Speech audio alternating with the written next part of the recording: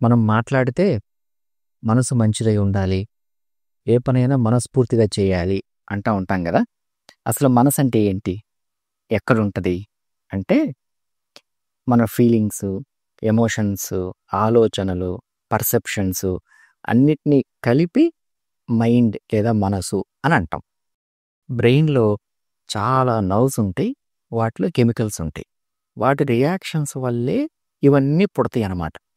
అంటే టెక్నికల్‌గా మైండ్ అనేది బ్రెయిన్‌లోనే ఉండుండాలి. అందుకనే ఏదైనా స్ట్రోక్ వచ్చినప్పుడు గానీ, యాక్సిడెంట్స్ అయ్యి బ్రెయిన్ డ్యామేజ్ అయినప్పుడు గానీ, మనిషి యొక్క బిహేవియర్ మారిపోద్దనమాట. మనం ఏదైనా చెప్తున్నప్పుడు మనస్ఫూర్తిగా అని హార్ట్ మీద చేయేసి చెప్తా ఉంటాం. అంటే మనసనేది హార్ట్‌లోనే ఉన్నట్టుగా ఒక సింబాలిక్‌గా చెప్తా ఉంటాం. ఎందుకంటే ఎమోషన్స్ బ్రెయిన్‌లోనే పుట్టినా, హార్ట్ మాత్రం వాటికి బాగా సెన్సిటివ్‌గా ఉంటది. ఉదాహరణకి మనకు బాగా భయమేసిందనుకోండి, హార్ట్ రేట్ విపరీతంగా పెరిగిద్ది. అలానే హ్యాపీనెస్ వచ్చిందనుకోండి, ఎవరైనా మనతో కేరింగ్‌గా ఉన్నారు, ఎఫెక్షనేట్‌గా ఉన్నారు, అప్పుడు హార్ట్‌లో ఆక్సిటోసిన్ అనే ఒక హార్మోన్ రిలీజ్ అయ్యిద్ది. దాన్ని కడిల్ హార్మోన్ లేదా లవ్ హార్మోన్ అని అంటామన్నమాట.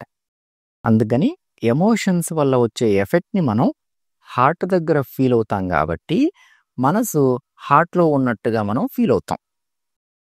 సో, ప్రతి చిన్న విషయానికి ఎక్కువ స్ట్రెస్ తీసుకునే వాళ్ళలో కూడా హార్ట్ అటాక్స్ ఎక్కువగా వస్తాయన్నమాట. బ్రోకెన్ హార్ట్ సిండ్రోమ్ అని ఉంటది. ఎక్స్‌ట్రీమ్ ఇంటెన్స్ ఎమోషన్స్ వచ్చినాయి అనుకోండి, అది సాడ్‌నెస్ అవ్వచ్చు లేదా హ్యాపీనెస్ అవ్వచ్చు.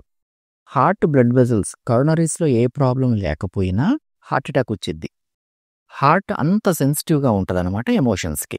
సో, ప్రతి చిన్నదాని గురించి బ్రెయిన్‌ని ఎక్కువ స్ట్రెస్ అవుట్ చేయటం మానేస్తే, అది పీస్‌ఫుల్‌గా వర్క్ చేసుకొని పాజిటివ్ ఎమోషన్స్‌ని, థాట్స్‌ని జనరేట్ చేసిద్ది.